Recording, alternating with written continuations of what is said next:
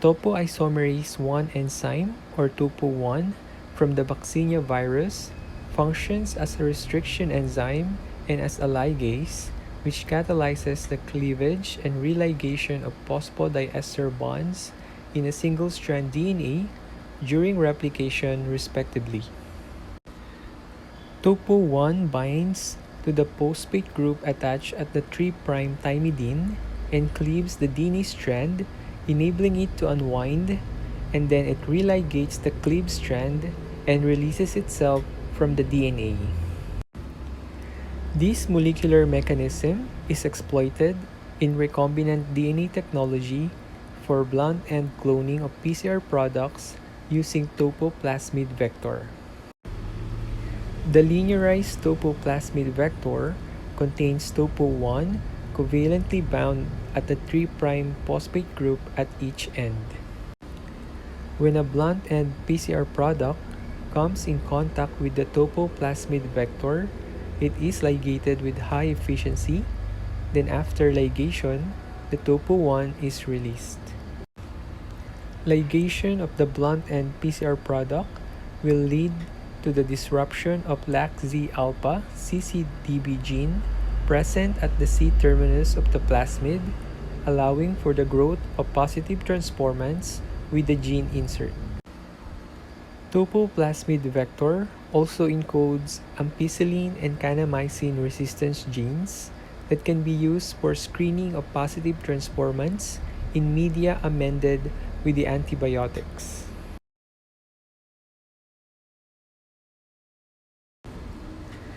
Before starting the experiment, preheat a heat block or water bath at 42 degrees Celsius.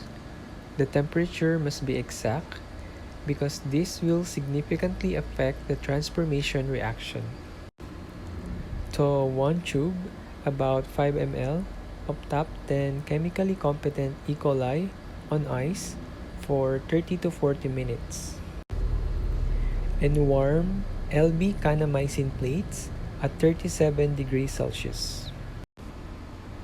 Prepare 6 microliter of topo cloning reactions in 1.5 ml microcentrifuge tubes, following the suggested volume in the table.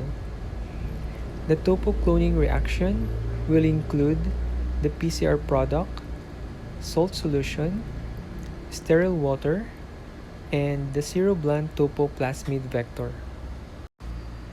After adding all the components, mix gently by tapping and incubate for 5 to 10 minutes at room temperature.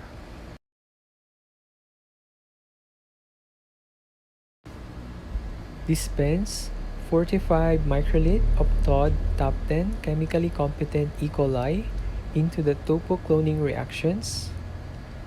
Tap gently to mix. Place reaction in an ice bucket for 20 minutes. Heat shock reaction tubes at 42 degrees Celsius for 30 seconds in a heat block or water bath. Then immediately transfer the tubes on the ice bucket. Add 150 microliter of pre-warm SOC medium or LB broth. Incubate the tubes at 37 degrees Celsius for 1 hour in a shaking incubator. Dispense 50 microliter of the transformation reaction on LB kanamycin plates. Use a sterile hockey stick to spread the reaction all over the plate. Incubate the plates in inverted position overnight at 37 degrees Celsius. And finally, observe the growing colonies of positive transformants.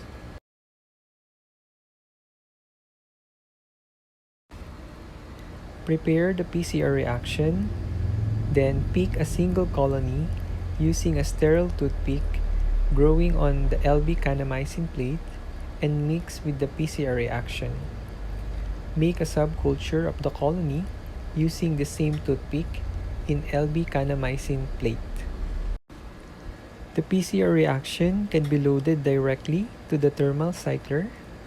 then perform agarose gel electrophoresis to observe amplicons of cloned 16S rDNA.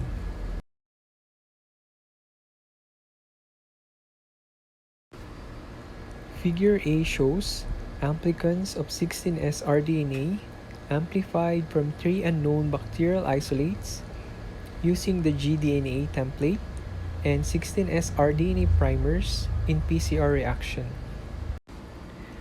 Figure B shows amplicons of 16S rDNA from the 3 unknown bacterial isolates cloned in seroblunt topo vector using the extracted plasmid from the positive transformants and 16S rDNA primers in PCR.